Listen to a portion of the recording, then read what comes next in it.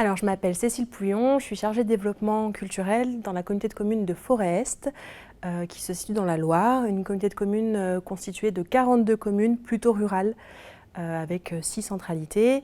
Et je coordonne la Convention territoriale d'éducation artistique et culturelle, et puis aussi nos équipements en régie.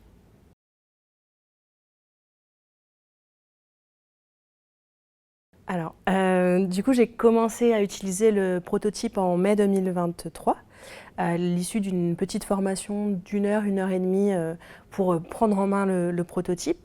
Et j'y ai vraiment vu un intérêt parce que j'ai du mal à valoriser mes projets d'EAC qui ont lieu sur le territoire.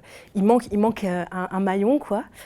Et puis, c'était facile d'utilisation.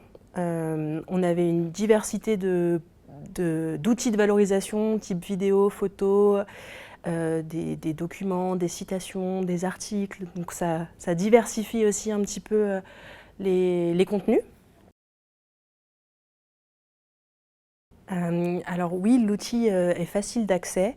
Il y a des taxons qui sont déjà rentrés. Donc par exemple, on fait un projet en direction de la petite enfance dans une crèche intercommunale et on doit choisir une thématique quand on rentre un projet. Et il y a la thématique petite enfance. Quand on rentre le type de structure qui accueille le projet, pareil, il y avait structure accueillant du jeune public. Donc tout était déjà pré-rentré.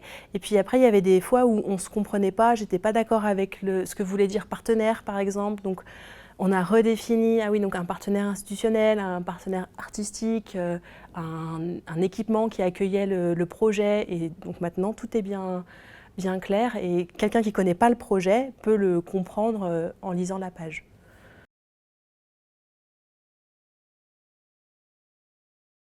Donc j'ai créé la page de la collectivité avec les informations génériques et nos axes de politique culturelle, nos 3-4 axes de politique culturelle.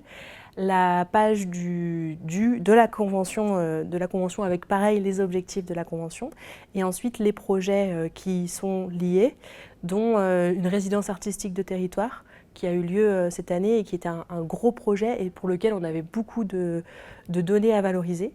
Et là, bientôt, j'ai une commission avec mes élus, je vais en profiter pour leur montrer le résultat final. Alors voilà, un petit article, des visuels, etc.